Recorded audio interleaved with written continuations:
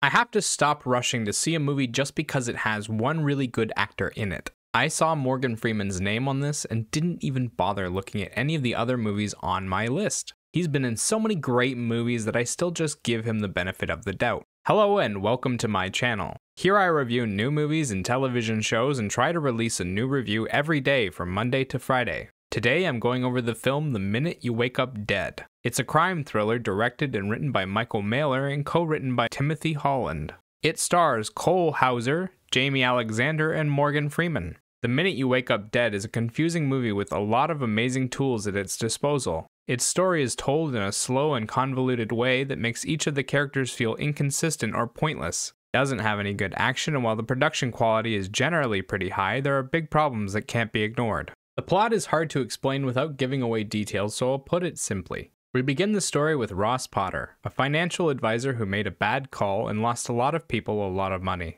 After he receives a series of strange phone calls, his neighbor is murdered in the middle of the night. Worried that he might be the intended target, the local sheriff starts to investigate. The story revolves around the investigation and the people involved in the crime. The film shows us both perspectives from early on into the film, and so there isn't any mystery to any of this. The film tries to play with a few details to create a little bit of mystery, but it's a poor attempt, and it's easily figured out. The story struggles to find its identity over the course of the film. The romance elements fall flat due to the lack of chemistry between the leads. The detective parts of the story are well acted but ultimately pointless due to the audience already knowing all the details, and the crime aspects of the film are so overdramatic and cliché that the movie feels more like a soap opera than a serious crime film. The characters are not consistent in their personalities, and the film does way too many shocking reveals and fake-outs. Just about every character in the film flip-flops on their personality, and it's hard to take any of them seriously knowing that everyone here is a complete psychopath just waiting for their moment to shine. None of them are all that likable either.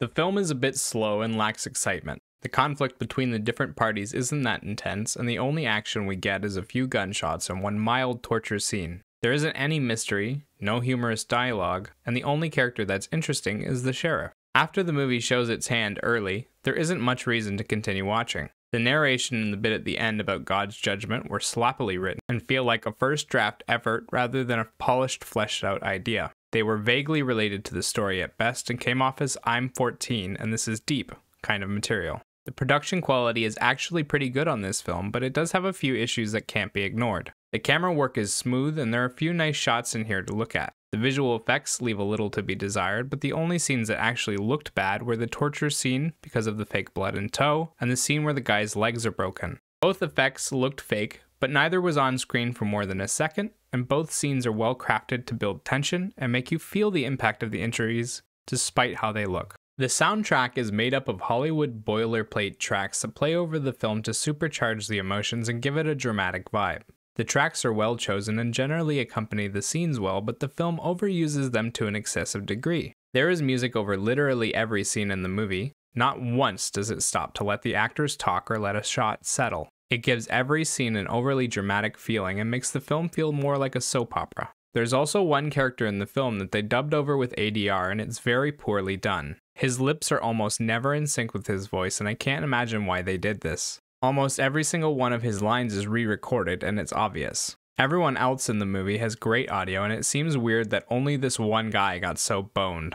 The acting is a bit of a mixed bag, with some actors managing to pull off an incredible performance and others coming off as either wooden or clearly overacting. I'm not sure it's the actor's fault as the story and the dialogue aren't great, and there wasn't much for them to do. Morgan Freeman as Sheriff Thurmond Fowler does an interesting take on the old cop routine. He's likable with a lot of charisma and delivers each of his lines with a great passion. He's a joy to watch, and if the film had spent more time with him as a character, I likely would have enjoyed it a lot more. Tony DeMille plays a generic gangster in the film, but his delivery was genuinely funny, and I laughed at his whole "he needs his fingers, take a toe" bit. He didn't get to do much else, but he plays the psycho well. The Minute You Wake Up Dead struggles to get off the ground, fails to deliver the right emotions, and squanders its potential. With actors like Morgan Freeman on your payroll, you should be cranking out at least a decent film with a solid story. Instead, the writing feels amateurish and lazy. It suffers from a few major production issues, and the acting is all over the place. Even the title doesn't really make sense. How can you wake up dead? 4 out of 10.